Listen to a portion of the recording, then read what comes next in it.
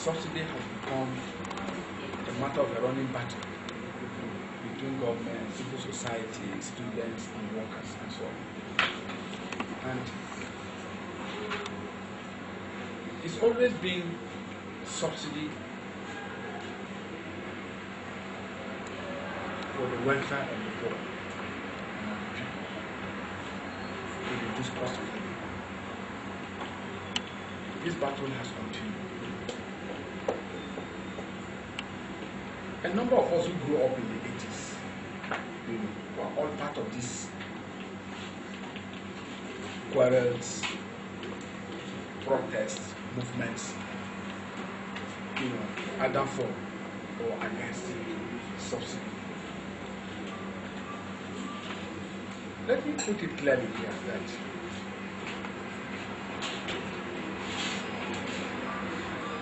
we are facing a very difficult situation.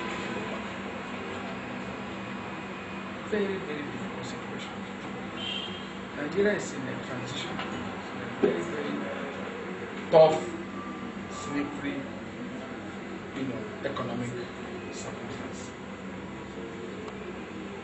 First of all, there is no government, there's no country in the world where you can do without subsidies totally in the lives of the people.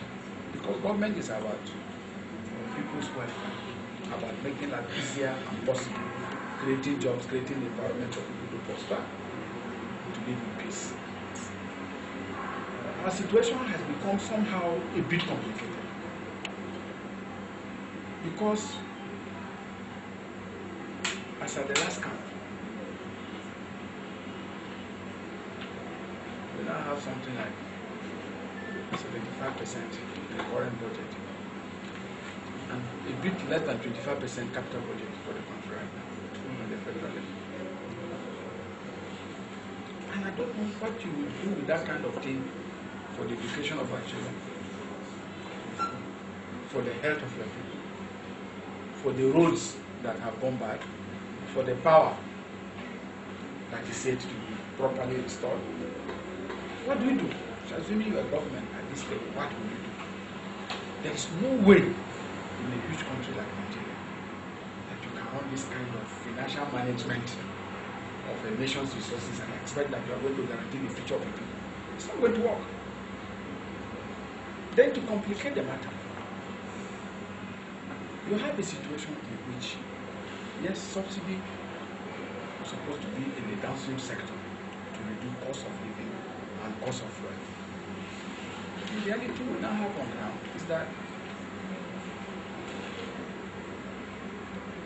you have a subsidy that has run up to the 1 trillion naira mark in 1 year. Mainly because when oil prices go up in the international market, the cost of the fuel also goes up in the international market. And people have asked the question, okay, so why can't the Nigerian refineries work? That is the debate all of us in the past also made. The truth of the matter is that there is something basically wrong in terms of our mindset and the way we have managed public enterprises. There is no single public enterprise owned by government today that is functional and working anywhere.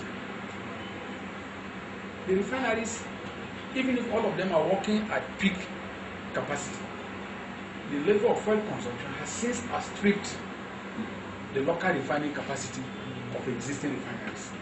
But when you add the complication of refineries, government refineries being used as avenues for patronage, yes, for, and that's whoever you appoint in Nigeria today to run a refinery or any public institution, his village people come, his church people come, his mosque people come, everybody wants a contract, everybody wants his son to be employed. And before you know what is happening, they become no longer commercial enterprises. And if you don't do it, you're a wicked person. How could you be the GM of a refinery and you did not allocate fuel to your in-law or to your former classmate? And so everything just simply doesn't work. And then you have this turn around or turn sideways or upside that every year and billions are spent and they never get on. So you now have, and then the truth of the matter is this. The subsidy then serves two purposes. One, it has helped the country's normal budgetary planning. Two, it has obstructed even people who want to do business in the sector. If I want to set up a refinery and you have a government fixed price, how do I go to negotiate for plants, come and set up, and then produce to take it to which market?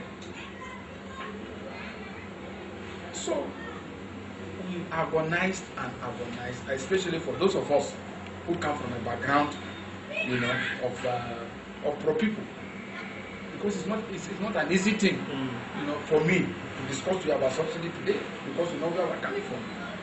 But the reality we face on ground now is that if you want to play nice and popular, say, no, don't worry, let's keep the subsidies.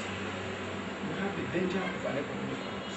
When I listened to Lamido Sanusi described the economic impact of this on the national budget in the Federal Executive Council, I was shocked. I didn't really look at the implications, the ramifications of the consequences of what is happening. So we feel, government feels that rather than now keeping the subsidy on fuel and obstruct, because you can create a policy mechanism that will enable private sector to come and refine fuel even for export. Because look at what Dangote has done in cement. Government could have held on to all those Benue cement, all those things, and they will not be working together. They already stopped working. But the government withdrew and handed them over to Dangote. Today, Dangote is the largest single producer of cement in the developing country. And Obia Janame may be the largest cement factory in the world in terms of the volume of production. There is no way the federal government will accept